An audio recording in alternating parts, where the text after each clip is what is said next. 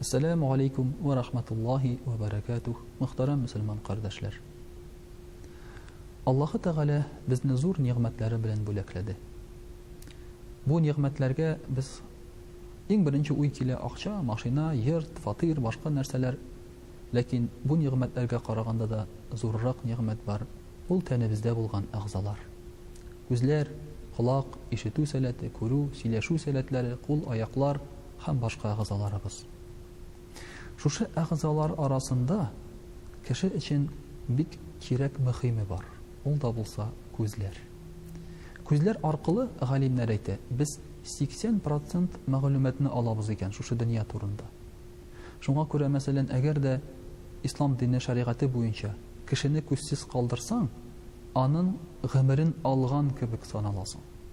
Ягъни кешене ике күзсез калдырасың икән, ул күрми икән, синең зыяныңнан соң күрми башласа, син ул кешегә 100 дия яки 100 дия бәясен түләргә тиеш буласың. Аны үтергән кебек саналасың. Ни өчен шулай соң бу? Күзләребез чыннан да, мөхтәрәм кардәшләр, бик мөһим әгъза.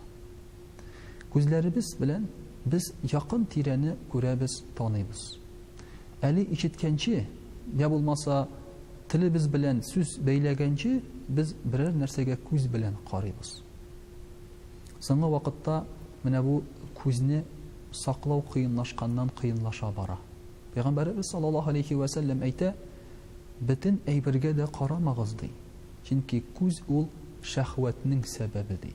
Ягъни шәһвәт димәк күңелебездә туган ниндидер бер вахши яки фахиш хисләр дип әйтик. Бузык хисләр.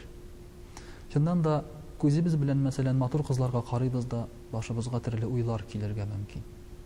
Я булмаса күзебез белән кешеләрнең тәрәзәсе аркылы иләренә карарга мөмкин без, кирәкмәгән әйберләр күрергә.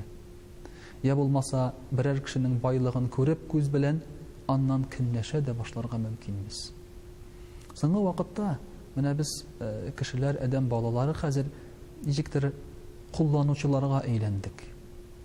Без нәрсәдер барлыкка китерергә, ниндидер рухи кыйммәтләр, рухи байлыклар белән яшәргә түгел, нәрсәнедер алып кулланырга гына канәгатьләндек.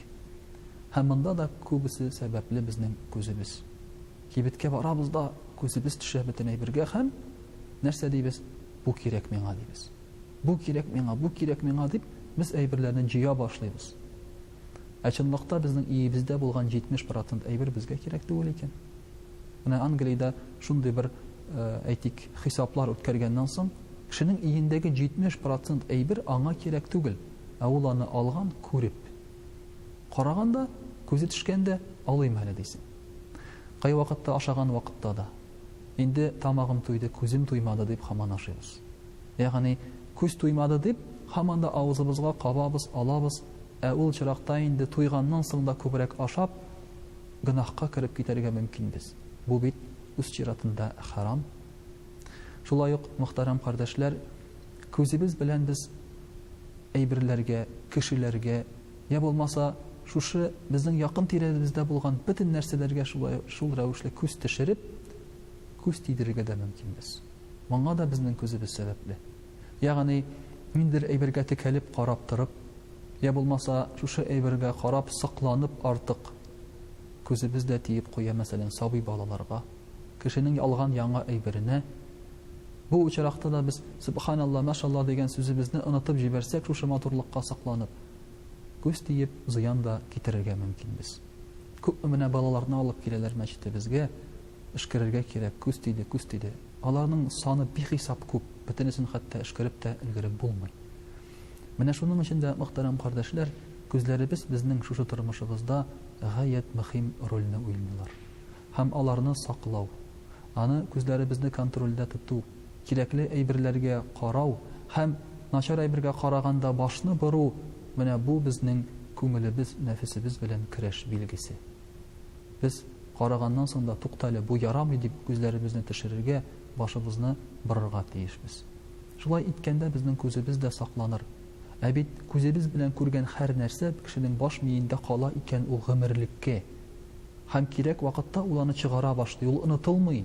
Нәрсә күрсәк, фотоаппарат кебек, без аны истә калдырып барабыз икән. Шуның өчен дә башыбызны, күңелебезне кирәк начар әйберләр белән тутырмыйча, бары тик файдалы, күңелебезне шатландырган, куаныч, шатлык биргән мәгълүмат белән генә тутырсак иде. Вассаламу алейкум ва рахматуллаһи ва баракатуһ.